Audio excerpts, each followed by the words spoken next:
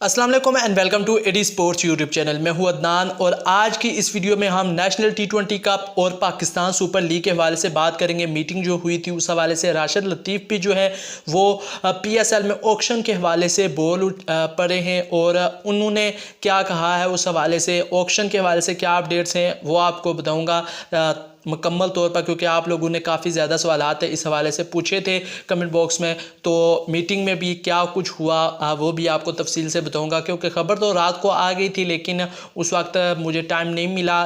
तो चलें अब बता देता हूं कि क्या कुछ तफसीलात थी, कुछ जो अंदर की बातें हैं वो आप तक शेयर करते हैं। चलें वीडियो शुरू करने से पहले आपसे रिक्वेस्ट करते हैं कि आप अगर नए हैं तो चैनल को लाजमी सब्सक्राइब करें और बेल के आइकन को लाजमी प्रेस करें ताकि जो भी वीडियोज़ आने वाले दिनों में अपलोड करूँ वो आप तक इसी तरह जल्द अज जल्द पहुंचती रहे, क्योंकि पाकिस्तान सुपर लीग के हवाले से रेगुलर वीडियोस इस चैनल पर ही आपको मिलेंगी। बाकी नेशनल टी20 पाकिस्तान क्रिकेट के हवाले से भी न्यूज़ आपको मिलती ही रहती हैं। तो सबसे पहले हम शुरू करते हैं जो मीटिंग हुई है उस हवाले से। मीटिंग में जो है 3 पॉइंट जो है रखे गए, 3 प्रपोजल दिए गए हैं फ्रेंचाइजीज़ को।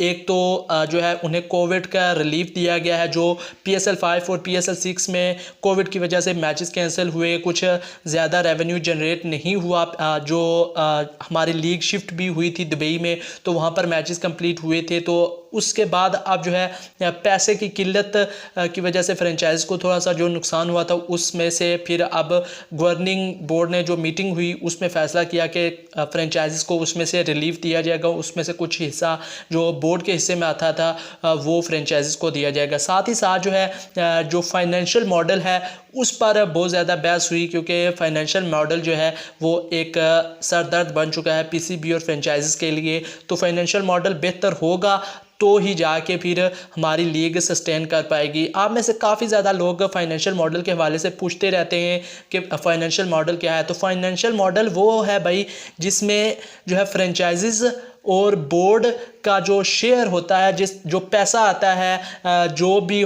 तरह तरह से टिकटिंग का पैसा होता है, इसके साथ साथ जो भी पैसा आता है ब्रॉडकास्टिंग के थ्रू, राइट्स मिलते हैं स्पॉन्सर्स के थ्रू, जो पैसा आता है तो उसमें से फिर शेयर्स होते हैं। तो उसमें से तकरीबन 50% शेयर्स जो है वो अकेले PCB को मिलते हैं, बाकी 50% जो है वो 6 फ्रेंचाइजीज़ में तकसीम होता है। तो जिससे PCB को बहुत ज़्यादा फ़ायदा होता है, फ्रेंचाइजीज़ घाटे में रहती हैं। तो फ्रेंचाइजी चाह रही थी कि उसमें से हमारा शेयर बढ़ा दिया जाए। तो अब PCB ने जो है बाकायदा तौर पर इस नए मॉडल में कहा है कि PSL 7 से लेकर PSL 20 तक जो है फाइनेंशियल मॉडल जो इन्होंने अब नया प्रपोजल जारी किया उसमें पाकिस्तान क्रिकेट बोर्ड ने ये कहा है कि आपको जो शेयर्स हैं आपके शेयर्स उनमें इजाफा किया जाएगा फाइनेंशियल मॉडल में। अब आपको रेवेन्यू ज़्यादा दिया जाएगा। तो प्रपोजल दे दिया गया है, अब फ्रेंचाइजीज उस प्रपोजल को चेक करेंगी, अगर उन्हें वो अच्छा लगता है तो फिर इस प्रपोजल को फाइनल कर लिया जाएगा। उम्मीद यही करते हैं, जिस तरह से रमीज़ आजम ने भी कहा कि फ्रेंचाइजी से उम्मीद करते हैं कि इस फाइनेंशियल मॉडल को अब वो कबूल कर लेंगी और इसी के साथ हम PSL 20 तक चलेंगे और जो फाइनेंशियल मॉडल का रोला है वो तो कम अज़ कम ख़त्म होगा। एक और रोला था डॉलर रेट का, क्योंकि डॉलर आपको पता है दिन ब दिन बढ़ता ही जा रहा है रेट।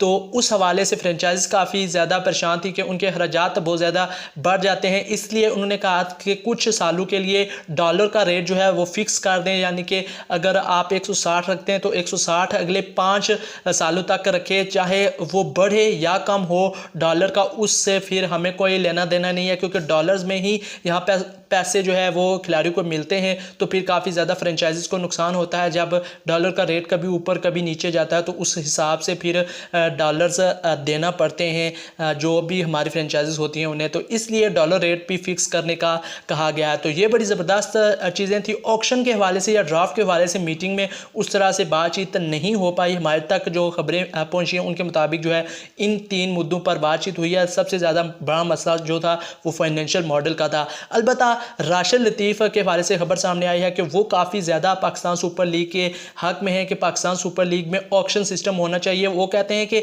इससे ही खिलाड़ी का पता चलेगा कि असल उसकी कीमत क्या है, क्योंकि वहाँ पर अगर कोई खिलाड़ी 25 मिलियन का है तो वो 30 मिलियन तक जा सकता है, जिससे हमें अंदाज़ा होगा कि जो उसकी हमने वैल्यू लगाई हुई या उससे ज़्यादा उसे पैसे मिल रहे हैं तो उस खिलाड़ी की असल कीमत क्या है। यहाँ पर कुछ खिलाड़ियों को बिला वजह ही ज़्यादा मुआवजा मिल जाता है, जिसकी वजह वजह से हमें चाहिए कि ऑक्शन सिस्टम की जानिब जाया जाए। दूसरी जानिब उन्होंने मशवरा दिया कि हमें सैलरी कैप इतनी ज़्यादा बढ़ा नहीं देनी चाहिए, जितनी सैलरीज हैं उसमें से थोड़ा सा इजाफा करके हमें ऑक्शन करा लेना चाहिए, जिससे ये होगा कि ऑक्शन से खिलाड़ियों की वर्थ पता चलेगी। दूसरा ये है कि जो हमारी टीम्स हैं उन्हें ज़्यादा घाटा नहीं होगा। अगर हम इसमें ज़्यादा बजट रख देते हैं तो फिर हमारी फ्रेंचाइजीज़ को और ज़्यादा नुकसान होगा। तो कुछ अर्से के लिए हम ऑक्शन पे जाएं और इतनी सैलरी कैप हमें बढ़ाने की ज़रूरत नहीं है, फिर भी हम ऑक्शन करवा सकते हैं। तो ऑक्शन के हक़ में बड़े खिलाड़ी भी आप बोलना शुरू हो गए हैं। तो अब देखते हैं कि अगले कुछ दिनों में ऑक्शन की तरफ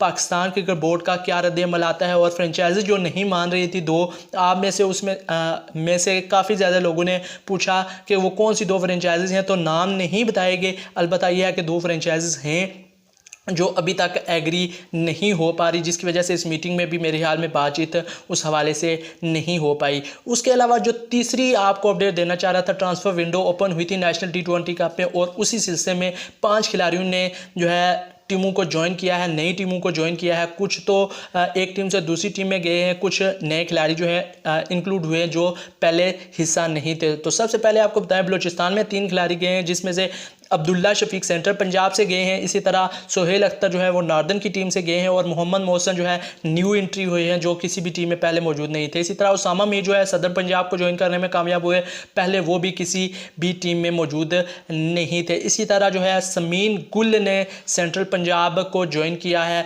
तो जो बलूचिस्तान है उसमें यासिर शाह खेलते थे, उनकी जगह मोहम्मद मोहसन आए हैं। यासिर शाह चूँकि इंजर्ड हुए हैं तो उनकी जगह वो आए हैं। तो ये तब्दीलियाँ हुई हैं। 5 खिलाड़ी जो हैं वो लोन विंडो के ज़रिए मुख्तलिफ टीमों को ज्वाइन करने में कामयाब हुए हैं। तो अब नेशनल T20 में परफॉर्मेंस भी देखी जा रही है तमाम खिलाड़ियों की। आज़म खान हो गए या फिर दूसरे तीसरे खिलाड़ी जितने भी हैं, तमाम की कारकर्दगी देखी जा रही है। सबसे पहले तो खुशदिल शाह का नाम आता है, साथ ही आज़म खान का नाम आता है, सोहेब मकसूद का, आसिफ अली का।